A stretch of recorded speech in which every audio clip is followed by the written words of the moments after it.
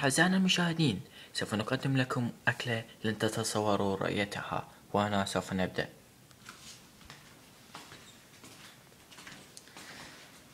نبدأ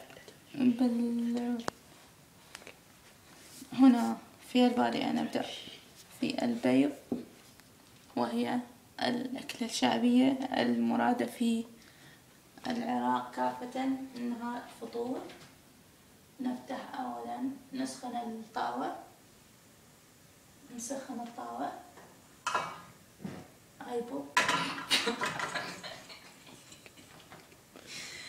لا هناك عزيزي المشاهد.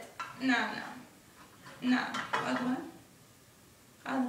نعم قطعا قطعت الصحن كما طلبتم أعزائنا المشاهدين في الحلقة الماضية، وأردت أن كيف البيض، طريقة عمل البيض، وهي سهلة جدا وغير مكلفة،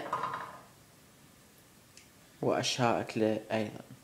وهنا نضع الزيت at first، كمية قليلة من الزيت لأنها لا تحتاج إلى الكثير.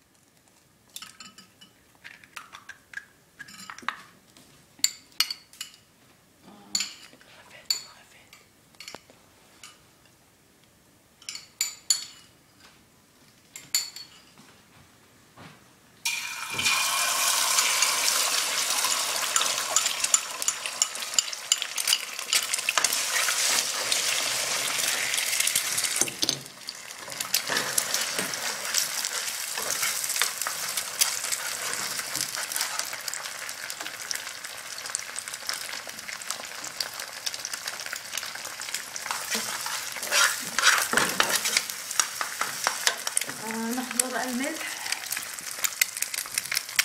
والفلفل الأسود حسب رغبات المشاهدين. طبعا الملح حسب الرغبة كم تريد. وهذا الملح الأسود،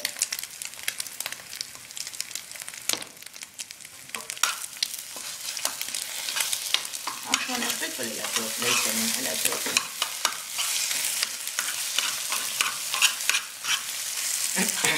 هنا تقريبا شارفنا على الانتهاء. إن شاء الله في الحلقات القادمة نعلمكم كيف تقصصون الجبن.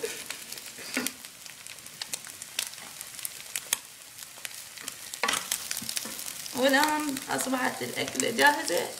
شكرا للمتابعة وإلى اللقاء، نلتقيكم في الحلقات